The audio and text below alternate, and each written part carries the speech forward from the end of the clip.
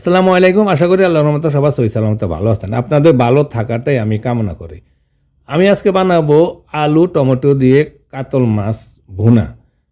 খুব মাখা মাখা করে একটু ঝাল করে মজা করে ভুনা করেছি। আশা করি আপনাদের ভালো লাগবে। তাহলে চলুন শুরু করি। এখানে একটা প্যানে পরিমাণ মতো কিছুটা তেল অলরেডি গরম করে নিয়ে নিয়েছি। তারপর 4 টুকরো কাতল মাছ হলুদ এবং লবণ লাগিয়ে নিয়ে নিয়েছি একটু কালার করে। এবার তেলটা গরম হওয়ার পরে মাছ দিয়ে দিব। মাছ দিয়ে মাছগুলো আমি একটু ফ্রাই করে নিব।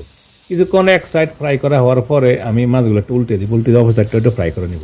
মাছটা ফ্রাই করে রান্না করলে অনেকটা টেস্ট হয়। যারা ফ্রাই করাটা পছন্দ করেন না তারা ফ্রাই করা ছাড়াও রান্না করতে পারে। মাছগুলো ফ্রাই করা হয়ে গেছে। এবার আমি মাছগুলো উঠিয়ে নিব। সম্পূর্ণ মাছগুলো উঠে নিয়ে আমি এখানে দিয়ে দিব আলু। আমি 2টা আলু একটু চিকেন করে কেটে নিয়ে হলুদ এবং লবণ লাগিয়ে নিয়ে নিছি। আলুগুলো দিয়ে আলুগুলো একটু ফ্রাই করে নিব। আর আলুটা যদি ফ্রাই করে নেই তাহলে মজাটা একটু বেশি হয় রান্না করলে। আলুটা খুব একটা ভালো সুন্দর একটা মজা হয়। কিছুক্ষণের ব্যাপারে নাড়াচাড়া করে আলু একটু ফ্রাই করে নিলাম, হালকা একটু কালার করে নিলাম। তারপর আমি আলুগুলো উঠে নিব। আলু উঠে নিয়ে সেম ফ্যান আমি দিয়ে দিব মিডিয়াম সাইজের 2টা পেঁয়াজ কুচি। পেঁয়াজগুলো আমি একটু চিকেন করে কুচি করে নিয়ে নিছি। এবার পেঁয়াজগুলো প্রায় 3-4 মিনিটের মতো চুলার হিটটা মিডিয়ামে রেখে একটু বাদামি কালার করে নিয়ে নিলাম। দেখুন এটা বাদামি কালার হয়ে গেছে। এবার দিয়ে দেবো 1 চা চামচ রসুন বাটা আর 1 চা চামচ দিলাম আদা বাটা। আদা রসুন দিয়ে 15 থেকে 20 সেকেন্ড আবার একটু ফ্রাই করে নিয়ে নিব। রসুনের কালারটা একটু সবুজ হয়ে গেছে তো আমি একটু বেটে ফ্রিজে রেখেছিলাম। তারপর দিয়ে দেবো হালকা কিছু মশলা, 1 চা চামচ হলুদের গুঁড়া দিলাম, 1 চা চামচ শুকনো মরিচের গুঁড়া, 1 চা চামচ ধনিয়া গুঁড়া আর আধা চামচ দিলাম জিরা গুঁড়া। আর একটু পানি দিয়ে দিব। আর তার সাথে আমি দিয়ে দিব স্বাদ মতো কিছুটা লবণ। এবার মশলাগুলো কষে নেব প্রায় 4 থেকে 5 মিনিট পর্যন্ত মশলাগুলো ভালো করে কষে নিলাম।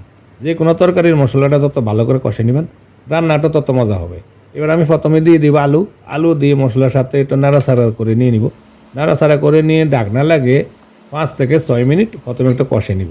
এতে করে আলুর ভিতরে মশলাটা ভালো করে ঢুকবে আর আলুটা কিছুটা একটু নরম হবে। যদি আমি ফ্রাই করে নিয়েছি তার একটু নরম করে নিলাম। সব শেষে দিয়ে দেবো আমি মাছ। এবার একটু পানি দিয়ে দেবো, তার মানে জলের পানি দিয়ে দিলাম পরিমাণ মতন। আমি একটু মাখা মাখা জল লাগো তাই বেশি জল দিই নাই। তার পানিটা দেওয়ার পরে বলক আসা পর্যন্ত আমি জাল করে নিয়ে নিলাম। বলক আসার পরে ফ্রাই করা মাছগুলো দিয়ে দিলাম।